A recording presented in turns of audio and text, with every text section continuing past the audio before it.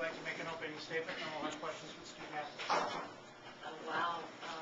What a change from the first two sets coming out of the intermission in the third set. The team responded well. Obviously, we made some changes in personnel, and it's changes that worked. But most importantly, we started to serve a lot tougher and be aggressive against Washington's serve receive line, and that helped us out. And then we shored up our own receiving line, and we're able to get our offense running. And Mia did a great job. That's not an easy decision that was made for the first two sets, and she came in a lot of ways as a hero. And we had Catherine Harms playing all the way around, which she hasn't done for a while for us, and she held in there. But this is the time of the season to do it. Where competitive greatness and competitive maturity are two important factors for a team to be successful, and the team plowed through and did it. So it was a great team win. Questions for the student athletes? Kathleen, this is the second time you guys have come back from 0-2 hole this season. Do you ever get accustomed to it, used to it?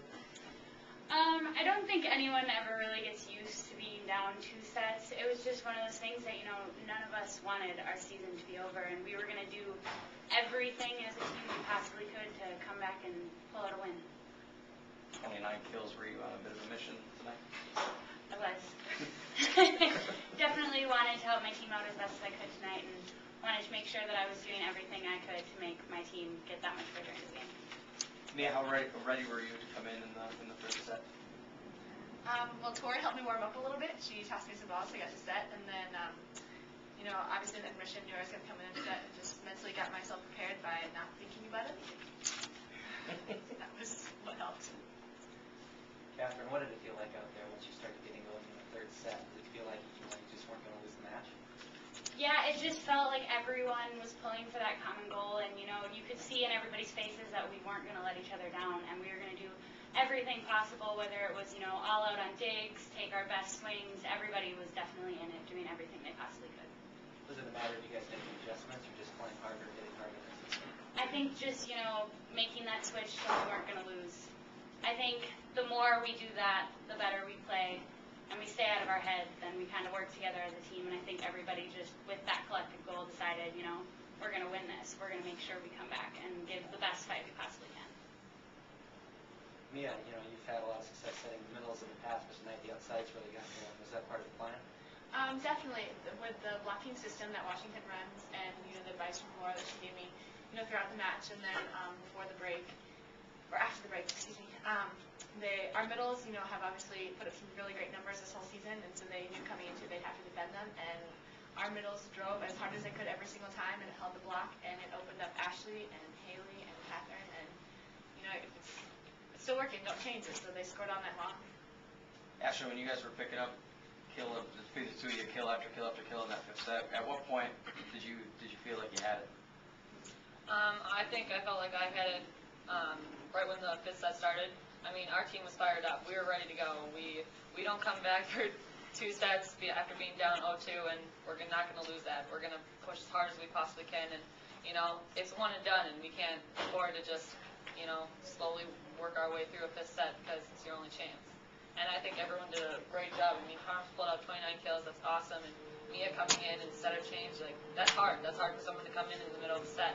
And I think Steffi Suter did a great job coming in from me. She helped me get through the front row, and she took a little bit of the pressure off me, which was awesome. Ashley, you got better as the match went on, had a huge fifth set. Did you feel that when you were closing in on the win, that it was your time to take over and get some big kills for the team? Yeah, definitely. I mean, I think overall I started slow with the match, and by the end of it, I was connecting with Mia, and I was on a roll, and I wasn't going to let it slip away. Anything else for the athletes? You're excused. Thank you.